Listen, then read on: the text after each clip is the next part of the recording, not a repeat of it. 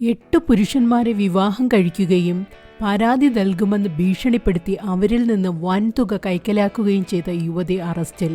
7 വർഷത്തിലേറെയായി ഒളിവിൽ കഴിയുകയായിരുന്ന സമീറ ഫാത്തിമയെ കഴിഞ്ഞ ദിവസമാണ് നാഗ്പൂർ പോലീസ് അറസ്റ്റ് ചെയ്തത്. പോലീസ് പറയുന്നതനുസരിച്ച് കഴിഞ്ഞ 15 വർഷമായി ഇവർ ഈ തട്ടിപ്പ് നടത്തിവരുന്നുണ്ട്.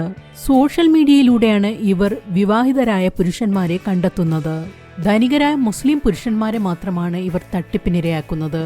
താൻ വിവാഹമോചനം നേടിയ സ്ത്രീയാണെന്നും തനിക്ക് മറ്റു ബാധ്യതകളൊന്നുമില്ലെന്നും സമീറ അവരെ വിശ്വസിപ്പിക്കും. ഇവരുടെ വിശ്വാസം നേടാൻ പിന്നെ പല മാർഗങ്ങളും ഇവർ സ്വീകരിക്കാറുണ്ട്.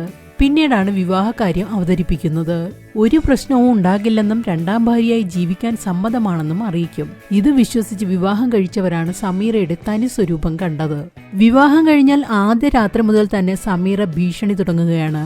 നിയമപരമായി വിവാഹമോചനം നേടാതെയാണ് തന്നെ വിവാഹം കഴിച്ചതെന്നും ഇതിനെതിരെ താൻ പരാതി കൊടുക്കും എന്നൊക്കെ പറഞ്ഞാണ് ഭീഷണി തുടങ്ങുക. എങ്ങനെയും കേസ് ഒഴിവാക്കണമെന്ന് ഇരകൾ ആവശ്യപ്പെടുന്നതോടെയാണ് സമീറയുടെ അടുത്ത ചുവടുവയ്പ്. കേസ് കൊടുക്കാതിരിക്കണമെങ്കിൽ പണം നൽകണമെന്ന് ആവശ്യപ്പെടും. ലക്ഷങ്ങളാണ് സമീറ ആവശ്യപ്പെടുന്നത്. പണം കിട്ടുന്നതോടെ സമീറ മുങ്ങും. പിന്നെ അടുത്ത ഇരയെ തേടലാണ്. പിടിക്കപ്പെടാതിരിക്കാൻ ഓരോ കേസിലും ഓരോ രീതിയാണ് സമീറ കൈക്കൊണ്ടത്. 2023 മാർച്ചിലാണ് ഗുലാം പത്താൻ എന്നൊരാൾ സമീറയ്ക്കെതിരെ ആദ്യമായി പരാതി നൽകിയത്. 2010 മുതൽ സമീറ വിവാഹ തട്ടിപ്പ് നടത്തി വരികയാണ്. ഇങ്ങനെ പലരിൽ നിന്നായി 10 മുതൽ 50 ലക്ഷം വരെ തട്ടിയെടുത്തു എന്നാണ് പോലീസ് പറയുന്നത്. സമീറ നേരത്തെ സ്കൂൾ അധ്യാപികയായി ജോലി ചെയ്തിരുന്നു എന്നും പോലീസ് പറയുന്നുണ്ട്.